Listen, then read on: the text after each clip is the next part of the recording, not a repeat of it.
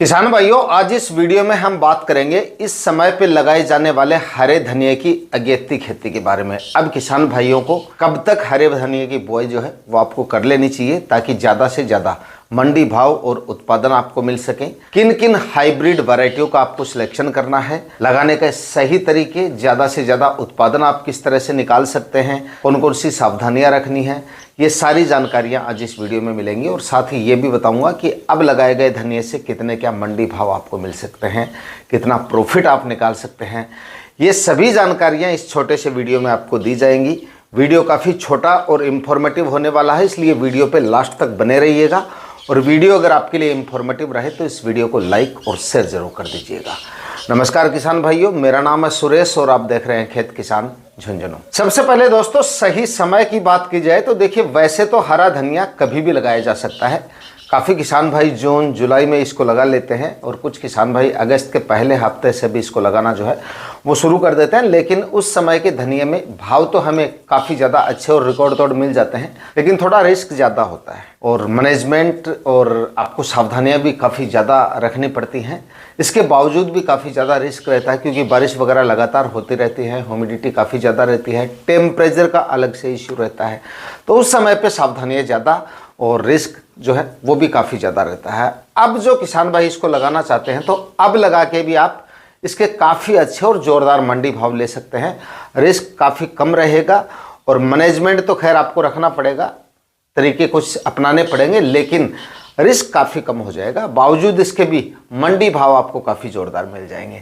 तो अब आप इसको जो है, जो किसान भाई एकदम कम रिस्क में इसको लगाना चाहते हैं तो अगस्त के अंतिम सप्ताह तक या सितंबर के पहले हफ्ते तक आप इसको जो है वो लगाना शुरू कर सकते हैं। लेकिन सावधानी बस यही रखनी है कि दोपहर की सीधी धूप से इसको आपको बचाना पड़ेगा अब भी, क्योंकि अब भी धनिये के लिए, क्योंकि एक सर्दियों की फसल है तो इसको जो काफ़ी ज़्यादा टेम्परेचर रहते हैं या दोपहर की जो सीधी धूप होती है उससे इसको बचाना ही पड़ेगा, वरना जर्मिनेशन में भी दिक्कतें आ सकती हैं और ग्रो करने में भी काफ़ी ज़्यादा समस्याएं आ सकती हैं। तो या तो 50% वाला ग्रीन शेड नेट आप लगा सकते हैं या फिर आप किसी पेड़ के नीचे भी आप इसको लगा सकते हैं, लेकिन छाया इतनी गहरी ना हो कि अंधेरा जैसा लगे या सुबह शाम की धूप या बिल्कुल धूप लगे ही ना, ऐसी जगह का आपको चुनाव नहीं करना है। मतलब सुबह शाम या 3-4 घंटे की या कम से कम 4-5 घंटे की धूप जो है वो लगनी चाहिए और दोपहर की सीधी धूप से आपको इसको बचाना है। बस ये सावधानी रखनी है। बाकी बारिश वगैरह अब काफ़ी कम हो चुकी है और आने वाले दिनों में जो है और भी कम होने वाली है बारिश वगैरह। ह्यूमिडिटी काफ़ी कम हो जाएगी, हवा वगैरह जो है पश्चिमी और उत्तर पश्चिमी जो हवाएं हैं वो चलनी शुरू हो चुकी हैं, यानी कि शुष्क हवाएं जो है वो चलनी शुरू हो चुकी हैं और आने वाले दिनों में ह्यूमिडिटी और भी कम होने की उम्मीद है और बारिश वगैरह भी काफ़ी कम होगी। तो ये समस्याएं, तो जो सड़न वगैरह की समस्याएं वगैरह जो आती हैं या प्लांट के मरने की, कोलर रोट वगैरह की समस्याएं, तो ये समस्याएं भी आपको काफ़ी कम फेस करनी पड़ेंगी। मंडी भाव की बात करें तो अब लगाया गया धनिया, जो समय मैं आपको बता रहा हूँ समय भी लगाते हैं तब भी आपको 50, 60, 70 या 100 रुपये तक के या 100-125 रुपये तक के मंडी भाव भी अब आपको मिल सकते हैं। कुछ एक मंडियों में तो अब लगाने पर भी आपको 100-125 या 150 रुपये तक के मंडी भाव मिल सकते हैं, क्योंकि ये ज़्यादा समय नहीं लेता है। मान लीजिए सितंबर के पहले हफ्ते में इसको अगर आपने लगाया तो लगभग 35 दिन में ये आपको उत्पादन देना शुरू कर देगा। तो लगभग आप ये मानिए अक्टूबर तक आपकी फसल चालू हो जाएगी। तो उस समय भी धनिये के रिकॉर्ड तौर मंडी भाव और सप्लाई इसकी काफ़ी कम आपको देखने को मिलती है। अच्छे से ज़मीन की जुताई वगैरह कर लें, सड़ी हुई गोबर की खाद अच्छी मात्रा में डालें, डीएपी डालें और थोड़ा सा इसमें म्यूरेट ऑफ पोटाश भी आप डाल दीजिएगा और थोड़ी सी यूरिया खाद। मल्टी कटिंग वाली वैरायटियों का आपको सिलेक्शन करना है जिससे करीब 2-3 कटाई आपको मिल जाए। ये सबसे बड़ा बेनिफिट है हरे धनिये का, यानी कि बार बार इससे आप कटाई भी ले सकते हैं, थोड़े ही दिनों में उत्पादन चालू हो जाता है और लगाने का खर्चा इसमें बाकी सब्जियों के मुकाबले काफ़ी कम है। और अच्छी वैरायटियों में नामधारी की सुरभि वैरायटी आती है, काफ़ी अच्छी और काफ़ी शानदार वैरायटी है। उसके बाद में ईस्ट वेस्ट की एक रमसेस वैरायटी आती है, उसका भी आप सिलेक्शन कर सकते हैं। ये भी काफ़ी अच्छी और काफ़ी शानदार वैरायटी है। नामधारी की ही एक भूमि वैरायटी भी आती है हरे धनिये की, वो भी काफ़ी शानदार और काफ़ी अच्छी वैरायटी है। इसका भी इस समय पे आप जो है वो सिलेक्शन कर सकते हैं। लगाने से पहले ज़मीन को अच्छे से तैयार कर ले, बताए गए खाद उर्वरक डाल लीजिएगा। गोबर की खाद अच्छे से सड़ी हुई गोबर की खाद डालें।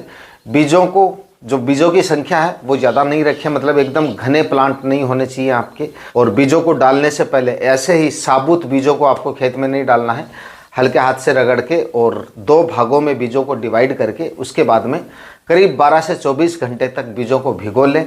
और भिगोने से पहले कार्बनडाजिम और प्लस मैनकोजेब जो यूपीएल साफ आता है, थोड़ा सा चुटकी भर जिस पानी में आप धनिया को भिगो रहे हैं वो भी डाल दीजिएगा, ताकि थोड़ा सा इसका ट्रीटमेंट भी हो जाए, फफूंद जनित रोगों का प्रकोप कम देखने को मिले। या चुटकी भर आप हल्दी पाउडर भी डाल सकते हैं, फंगीसाइड अगर आपके पास अवेलेबल नहीं है, ये भी काफ़ी अच्छे तरीके से काम करता है। तो उसके बाद में छाया में सुखा के और उसके बाद में बीजों की बुआई करें। उसके बाद में जर्मिनेशन तक नमी बना के रखनी है, ज़्यादा सिंचाई आपको नहीं करनी है। हो सके तो बेड पे आप इसकी सिंचाई करें, लेकिन बेड पे बारिश के सीज़न में अगर आप धनिया लगाते हैं तब तो बेड पे ही करनी चाहिए।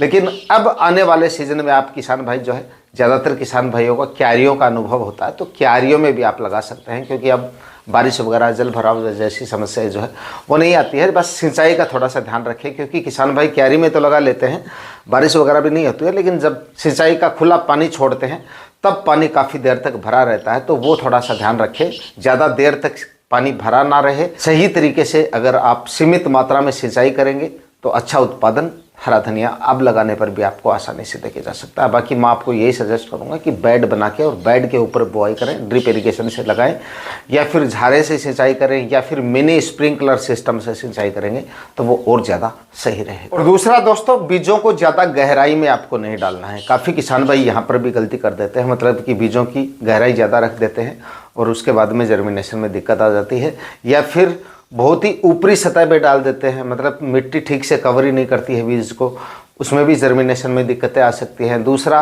नमी की कमी की वजह से भी इस तरह की समस्या है, यानी कि जर्मिनेशन में काफ़ी ज़्यादा दिक्कतें आती है किसान भाइयों को।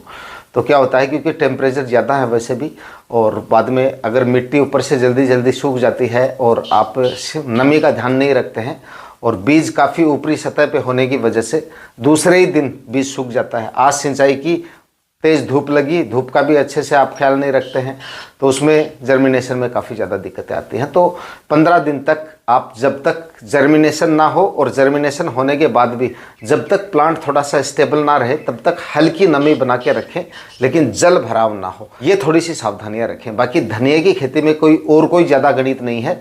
बीज लगाने का तरीका ये थोड़ा सा आपका सही होना चाहिए। बीज को 2 भागों में तोड़ें और उसके बाद में उसका थोड़ा सा सीड ट्रीटमेंट करें। डालने का तरीका, ऊपर मिट्टी कितनी चढ़ानी है, कितनी नमी रखनी है, ये जानकारियां सबसे ज़्यादा ज़रूरी होती हैं, और इन्हीं जानकारियों के बारे में इस वीडियो में मैंने आपको बताया है।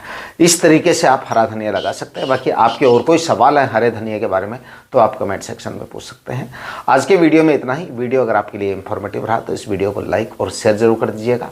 चैनल पर नए हैं तो सब्सक्राइब जरूर करके जाइएगा। मिलते हैं किसी और वीडियो में नए टॉपिक के साथ, तब तक के लिए जय जवान जय किसान।